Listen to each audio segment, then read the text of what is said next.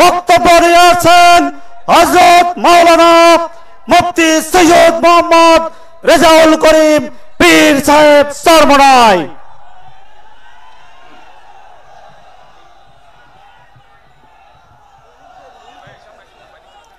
আলহামদুলিল্লাহি ওয়া কাফা ওয়া সালামুন আলা ইবাদিহিল্লাযীনা ইসতাফা আম্মা বাদ ফাআউযু বিল্লাহি মিনাশ শাইতানির রাজীম বিসমিল্লাহির রহমানির রহিম ওয়ালা তাহিনু ওয়ালা তাহজানু ওয়া আনতুমুল আ'লাউনা ইন কুনতুম মুমিনিন সাদাকাল্লাহুল আলিয়্যুল আযীম সাল্লাল্লাহু আলাইহি ওয়াসাল্লাম।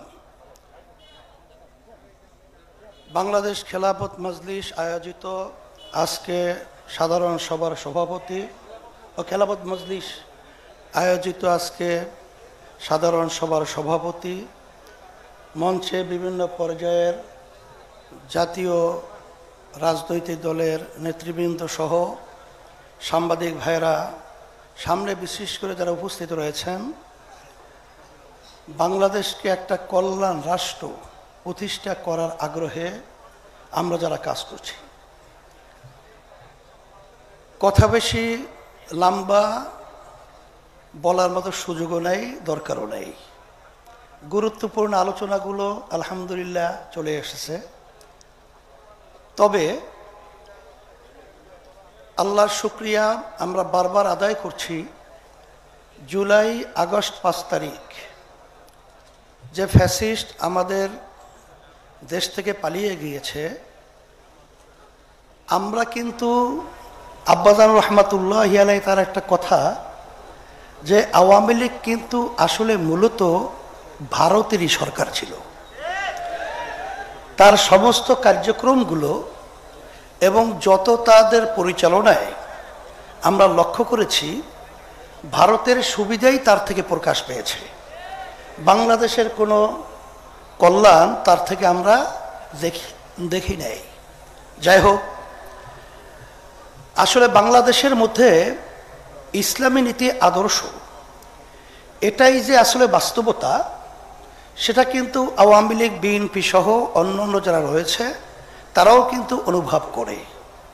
কারণ আপনারা দেখেছেন যে আওয়ামী লীগ নির্বাচনের আগে আপনারা দেখেছেন, আমরা দেখেছি, পট্টি বেঁধেছে, এমনকি শরিয়া বিরোধী কোনো আইন পাশ করবে না এটা বলতে বাধ্য হয়েছে।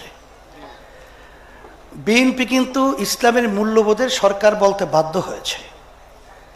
আসলে ব্যাপারটা হলো এই যে বাংলাদেশে শতকরা প্রায় 92 জনের মতো মুসলমান বসবাস করে। এই দেশের মধ্যে রাষ্ট্রীয় পর্যায়ের নীতি আদর্শ বাস্তবায়ন থাকবে ইসলাম, এটাই হলো বাস্তবতা।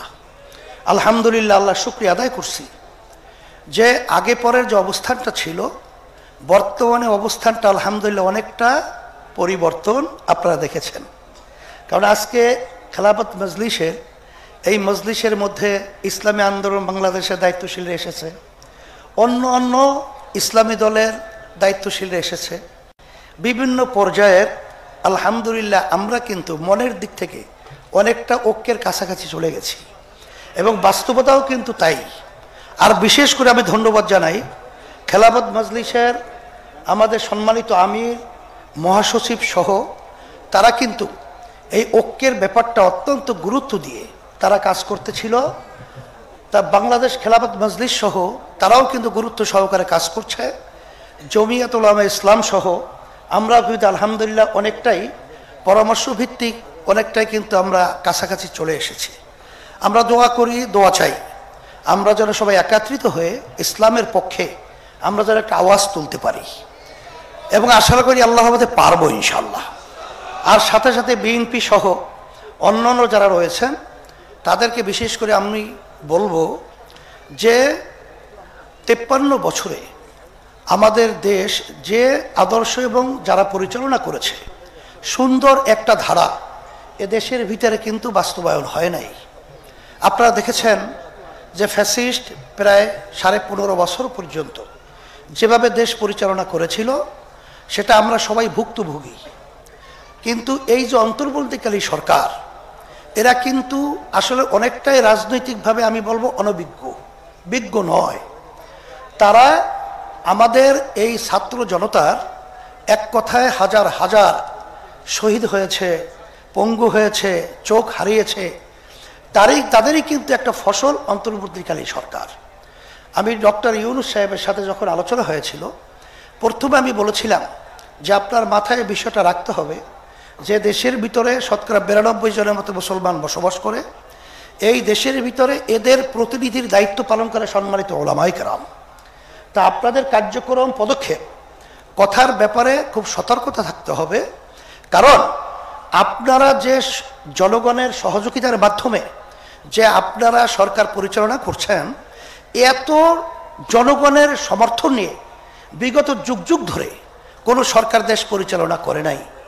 কিন্তু তাদের কিছু কার্যক্রম প্রশ্নবিদ্ধ, যেমন ছাত্র বৈষম্য বিরোধী আন্দোলনে যারা নাকি রাস্তায় নেমেছিল এবং জনগণ তাদের সাথে একাত্মতা প্রকাশ করেছিল, সেখানে আপনার এই যে ফারুকী সহ কিছু উপদেষ্টা এদেরকে নেওয়ার ব্যাপারে জনগণের কিন্তু সম্পূর্ণ ভিন্নতা মত থাকার পরেও আপনারা কিন্তু বিতর্কিত উপদেষ্টা নিয়েছেন। এটা কিন্তু অত্যন্ত দুঃখজনক। তবে আমি বিএনপি সহ সকলকে আমি বলবো যে সরকার কিন্তু 3-4 মাস যেতে না যেতেই আমরা বিভিন্ন পর্যায়ে দ্বারা রাজনৈতিক দল মাঠে ময়দানে কাজ করছি। আমরা আসলে দেশ সুন্দর করার ব্যাপারে, সুন্দর একটা কল্যাণ রাষ্ট্র হওয়ার ব্যাপারে আমরা সবাই ঐক্যমতে তাদেরকে সহযোগিতা পরামর্শ সহ সব ব্যবস্থাপনা করা এটা আমাদের নৈতিক দায়িত্ব। কিন্তু আমরা কিন্তু অনেকাংশে একটু তাড়াহুড়া করার কারণে ফ্যাসিস্ট কিন্তু আমাদের দেশে অরাজকতা বাজাবার একটা সুযোগ তৈরি হয়েছে। অনেকাংশে কিন্তু ভারত বিভিন্ন ধরনের কথা বলার সুযোগ পেয়েছে। আমি বলবো, আসেন আমরা সুন্দর একটা জাতীয় সরকারের মাধ্যমে আমরা দেশটাকে সুন্দর করার জন্যে আমরা একাত্রিত হয়ে আমরা কাজ করব। এর সুন্দর একটা পদ্ধতি হলো, তামাম দুনিয়া প্রায় 91টা দেশের মতো সেখানে কিন্তু পিয়ার সিস্টেম পদ্ধতি চালু রয়েছে। বিগত 53 বছরে এদেশে যে পদ্ধতিতে নির্বাচন হয়েছে, এই নির্বাচনের মাধ্যমে যখন এককভাবে ক্ষমতায় থাকে তখন কিন্তু ফ্যাসিস্ট তৈরি হয়, তখন কিন্তু খুনি তৈরি হয়, তখন কিন্তু জালেম তৈরি হয়, তখন দেশের টাকা কিন্তু বিদেশে পাচার করার পরিবেশ তৈরি করা হয়। এর পরিবর্তনের জন্যই যখন আমরা একটা জাতীয় সরকার প্রতিষ্ঠিত করব, তখন কিন্তু এককভাবে ফ্যাসিস্ট এই চরিত্র তৈরি করার মতো সুযোগ থাকবে না। আমি আজকে খেলাফত মজলিসের এত সুন্দর একটা সাধারণ সভায় আপনাদেরকে ধন্যবাদ জানাই। আমি উপস্থিত হতে পেরে আমিও নিজেকে আনন্দিত মনে করছি। আল্লাহ রাব্বুল আলামিন যেন আমাদের থেকে একত্রিত হয়ে দেশ, ইসলাম, মানবতার পক্ষে কাজ করার তৌফিক দান করেন। সকলকে ধন্যবাদ।